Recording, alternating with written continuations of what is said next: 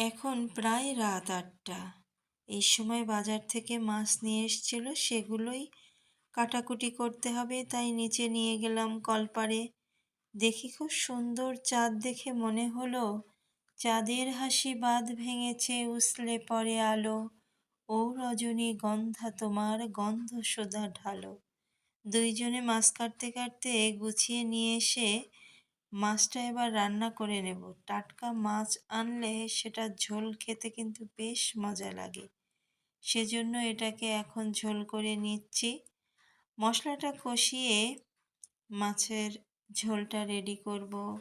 সাথে কিছু কাঁচা বাজারও এনেছিল, সেগুলো গুছিয়ে রাখতে হবে। বাজার করে আনা এক কষ্ট, গুছিয়ে রাখা আর একটা কষ্টের ব্যাপার।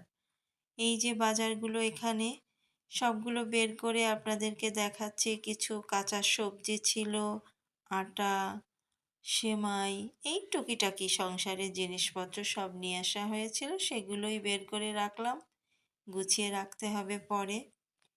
আর পেঁয়াজের দামটাই এই সময়টা কমার কথা, কিন্তু দামটা ইদানিং বেশ চড়া, প্রায় ১০০ টাকা কেজির মতন। আর সব কিছু করার পরে চায়ের পর্ব, চাটা বসিয়ে দিয়েছি। চাটা খেতে খেতে আজকে আপনাদের কাছ থেকে বিদায় নেব। ভালো থাকবেন সবাই, সুস্থ থাকবেন, আর নিজেকে যত্ন নেওয়ার পাশাপাশি পরিবারের সদস্যদেরকেও যত্ন নেবেন। কাজের ভিতরে ভালো থাকবেন সবাই। আসসালামু আলাইকুম।